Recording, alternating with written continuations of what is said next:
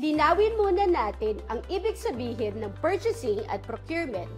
Ang purchasing o pagbili ay tumutukoy sa pag-order at pagbabayad ng mga goods at materials na kailangan ng ating business. Halimbawa nito ay ang simpleng pagbili ng packaging materials. Samantala, ang procurement ay ang mas malawak na counterpart nito.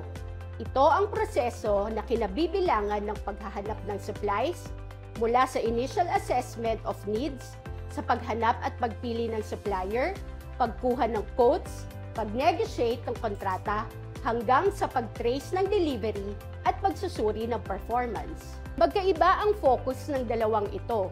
Ang purchasing ay nakatuon sa short-term na pangangailangan at kung paano magbababa ang presyo ng bawat order, habang ang procurement ay nakatuon sa pangmatagalang value creation at overall cost sa buong cycle. Sa madaling sabi, purchasing ay transactional at operational. Umiikot lang sa pag-click at pagbabayad.